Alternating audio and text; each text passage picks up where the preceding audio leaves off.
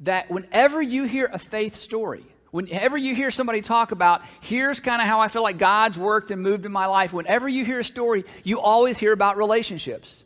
I've never heard, and maybe this is your story, but you're the exception, I've never heard, in isolation, on my own, I discovered God, grew in my faith in God, became everything God wanted me to be, and it had absolutely nothing to do with anyone in my life.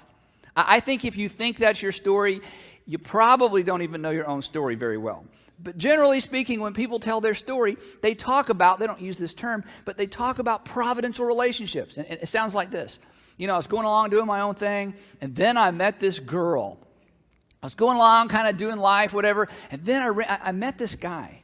You know, everything was fine. Then these girls invited me to this, they call it a Bible study. I'm like, what is there to study, you know? But I didn't know anybody in the neighborhood, so I went, and for the first time, you know.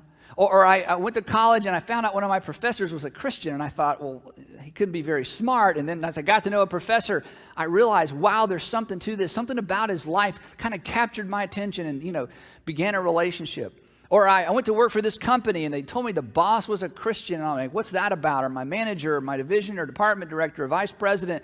And I saw this guy or I saw this woman live her life in a different kind of way. And as I got to know him or her, looking back, I just feel like God just meshed our lives in that season of my life. And wow, my faith took off, or my faith grew, or that person rescued my faith. Whenever you hear faith stories, you hear about relationships. That's why we've made the case that one of the 5 things that God uses on a consistent basis in our lives to grow our faith are relationships that, looking back, seem to be providential relationships.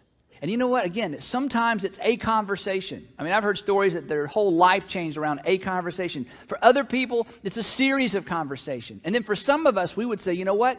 It really wasn't anything they said. Their life, I just watched them live their life. I just watched them do marriage. I saw them prioritize their family. I saw them walk away from deals. In our relationship, I saw them, mirror a completely different set of values than what was in my life. And consequently, something happened in my faith, and I began to think, maybe there is a God. Maybe there's a God that would intersect with my life. And for some of us, we'd say we came back to church, and some others of us would say we came for the first time because of a relationship with someone that, again, looking back, providentially, it seemed like they intersected with our life. And here's the principle and the point of today's message. It's simply this, that God uses human relationships to impact our faith in Him.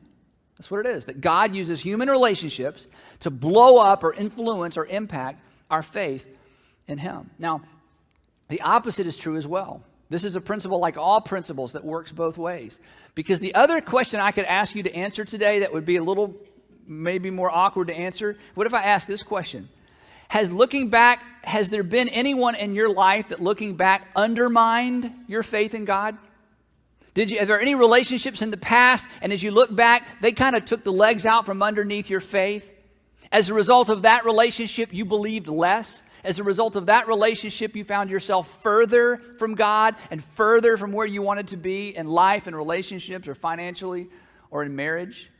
Isn't it true that oftentimes relationships undermine and have the potential to undermine our faith? Isn't it true that if you were really honest, your greatest regrets, if you were to trace them back, you would trace them back to a relationship, a phone call you wish you'd never returned, a text message you wish you'd never responded to, an invitation you wish now you'd said no to, a date you wish you'd never gone out on, a business opportunity you wish you'd walked away from.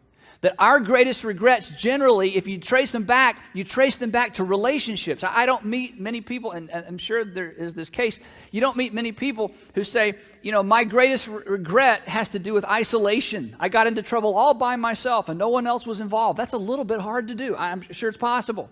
The habits that you have such a hard time breaking were probably introduced to you through a relationship. Why? Because relationships are powerful things, and here's the takeaway. They intersect with our faith for good or for bad, but relationships intersect with our faith. And that's why we can count on this for the rest of our lives, that God will use and has the potential to use and is willing and desirous to use relationships in our lives in order to build our faith. Because the wrong kinds of relationships have the potential to undermine our faith.